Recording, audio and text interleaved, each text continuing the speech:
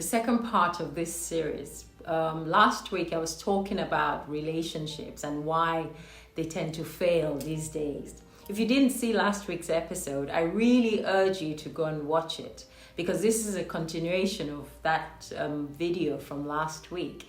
And also do let me know your thoughts. What do you think is responsible for all the problems that we are seeing in relationships today? No doubt, relationships fail for so many reasons, and it's personal for each relationship, especially when there's been a breakdown in communication. For instance, you're not telling me what you want and how you feel, and you just think that I should automatically know. But more importantly, relationships fail because most of them these days are so superficial. You can't be yourself around that person that you call your partner. Someone that allows you to be you, to help you be your authentic self.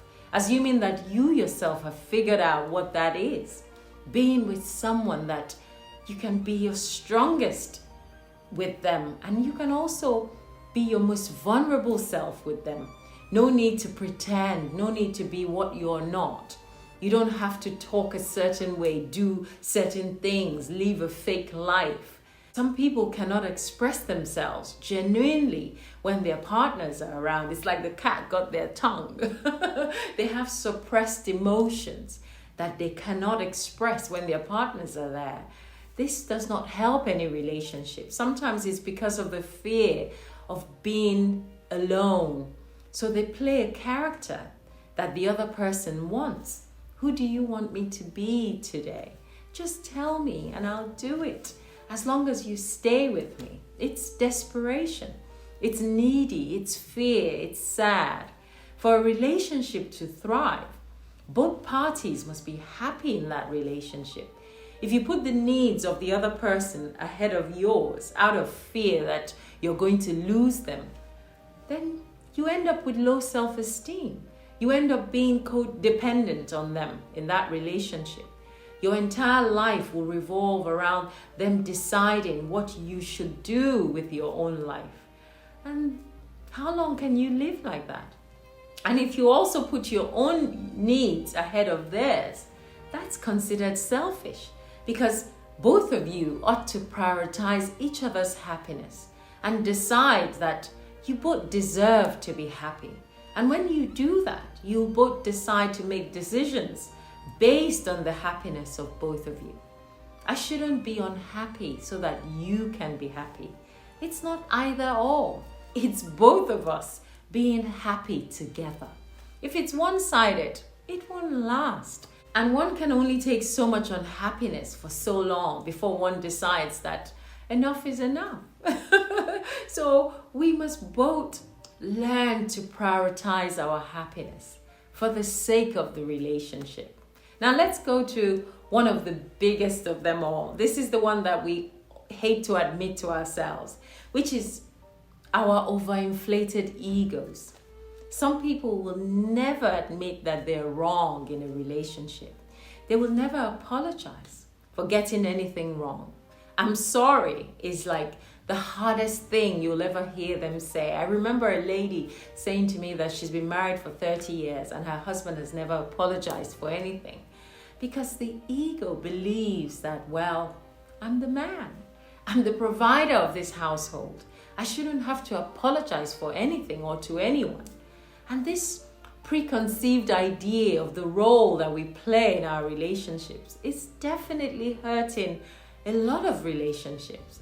As we begin to identify our roles as man and woman, we must also remember that the true worth of a person is in acknowledging when they are wrong, when they have made a mistake, owning their own mistakes and apologizing for it. Whether or not you are of X or Y chromosomes, it doesn't matter.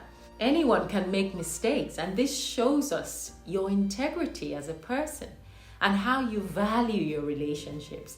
So if your ego is the size of a football pitch, I'm afraid you'll be playing your own football by yourself. Your relationship will not survive So let us put our ego in the back burner sometimes and allow our true nature to come out to play. And that true nature of ours is peaceful, it's loving, and he would apologize for any mistakes made. Another reason why relationships don't work is the spiritual one. And whether or not you choose to believe in reincarnation or not is irrelevant. But many of us are not meeting each other for the first time. And we all have strong ties, strong bonds that bind us together. And these relationships are existing as a reciprocal effect of previous things we've done in our past lives, which both parties now have to come together to experience and redeem together so that the cycle can close. But check this out. When that cycle closes, I've had one or two people tell me that after the cycle closes for so many partners, their eyes will just be clear. You see your partner differently after that experience that you've had. Almost like you're back to being strangers all over again. You can wake up and look at that person lying next to you on the bed and you're like, boy, how long have you been lying down there? You've got to go. Get up, get up. Meanwhile, you've both been married for 30 years and with 3 wonderful kids. You wonder what the heck brought you guys together in the first place.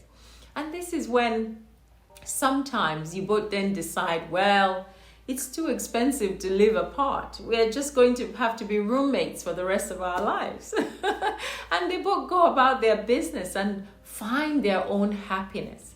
And there's always love at the end of it, because you do what makes you happy, what brings you joy, and the other person does the same, and they're both fine. But finally, let's go to the biggest reason of them all. In my opinion, this is the main reason why relationships are failing. It's the significance of the times that we're in. Many of us are now realizing that there's a cosmic cleansing that's going on for everything. Things are happening at a rapid pace. It's not the way it used to be before. The pressure of the light rays is shining on everything. There's a huge purification process that's going on. And whatever is dark is being unraveled. It's unraveling itself and coming up to the surface for all to see so that it can be demolished.